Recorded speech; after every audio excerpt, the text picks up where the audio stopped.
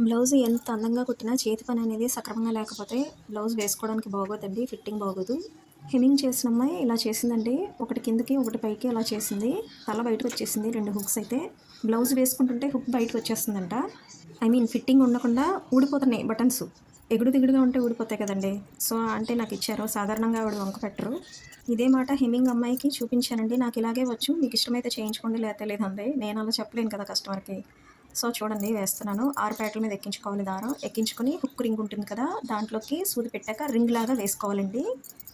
అలా ఇటువైపు 3 సార్లు, అటువైపు 3 సార్లు వేసుకోవాలి. ఇటువైపు అయిపోయిన తర్వాత అటువైపుకి సూదిని అలా పెట్టేటప్పుడు అడుక్కి దిగకుండా పైకి దారం కనిపించకుండా సూదిని దింపాలండి.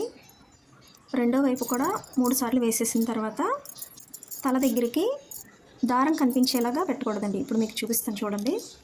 ఇలా అడుక్కి కనబడకూడదు దారం. అలాగని పైకి కూడా కనిపించకుండా ఉంటే నీట్‌గా ఉంటుంది. నేను ఇలా వేస్తానండి. మామూలుగా చేతి పని చేసేవాళ్ళు కూడా దారం పైకి కనిపించేలా వేస్తారు. ఇలా తల దగ్గర స్ట్రాంగ్‌గా వేసుకుంటే గనక బ్లౌజ్ పాడైపోయే వరకు హుక్ ఊడదండి. మనం కుట్టింది స్ట్రాంగ్‌గా ఉంటుంది. చేసే పని ఎప్పుడైనా నీట్‌గా చేయాలి.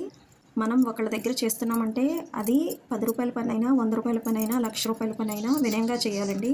సో, అదనమాట సంగతి. మళ్ళీ నేను వేశాను. 3 హుక్స్ వేశానండి. ఫస్ట్‌ది, లాస్ట్‌ది బానే వేశాను.